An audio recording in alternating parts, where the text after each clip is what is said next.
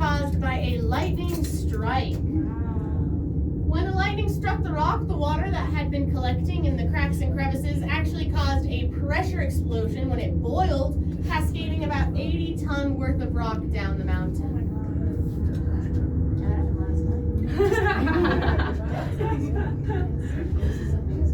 As we get up to the top of the ridge here, we are coming up on tower number 2. This is going to be our final tower that we pass over before we make it to our upper terminal building. Same protocol as before.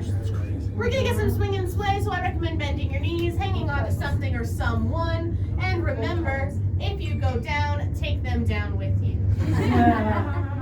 As we come into this canyon, if you aren't sure you're afraid of heights, you're about to find out.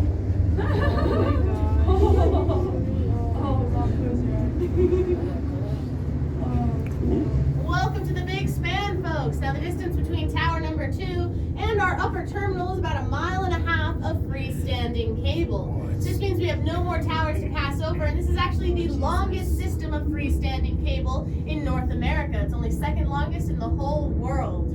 You can see our blue tram coming down as we are going up. They're traveling over on our north side. That's my side. And when they pass by us, that's going to mark our exact halfway point. Here they come, so please wave to them as they pass by. Do a silly face. Somebody moon them.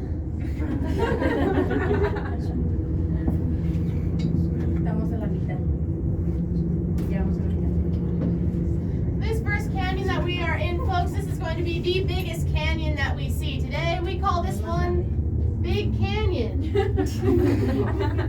That's creative. I really want to hit the nail in the head with that one. Now you might notice that we are slowing down here just a little bit. If you bought a halfway ticket, this is your stop. Now, but as you can see, that blue tram is going up and over the tower now, and we are riding on what is known as a double reversible aerial jig-back tram system. And that is a pretty fancy way of saying that the cables attached to this car run through a continuous system and loop through our other car, which makes them move at the same time at the same rates. If you imagine like an old-fashioned clothesline where you move one side and the other side moves, that's what's happening with us here.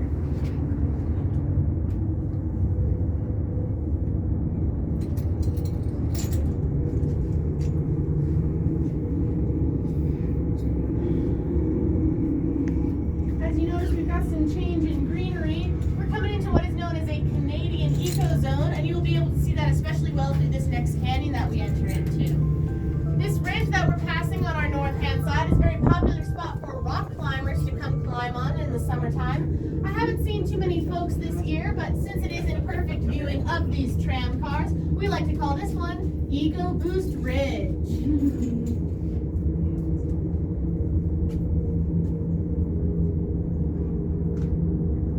Now, in case you're wondering, Sandia translates to watermelon, and these mountains get their name due to these pink and orange rocks that you see all around us. When the sunset rays hit these rocks, they actually glow in really beautiful tones of pink and red, which make them look like big, juicy pieces of watermelon when you're down in Albuquerque. This next canyon is known as Echo Canyon. And as you look down, you'll see those dense, tall trees. This is because the only year-round water source that runs on this side of the Sandia comes down through here. Now that is fed by an underground aquifer at the top of the mountain, so half of this stream is above ground while the other half is below ground. We see our most wildlife around these parts, as well as our big game animals like black bear, mountain lions, bobcats, mule deer, white-tailed deer, Bigfoot, chupacabra, all the classics. And let's go ahead and give our south side a little bit of love. On the side opposite of myself, sprawling across our view, these mountains are known as the Manzano Mountains. Now, manzana translates to apple in Spanish, and we call them the Manzano Mountains due to the wild apple trees that grow on them. And just behind those Manzano Mountains in blue, you can see the Santi Cristo Mountains.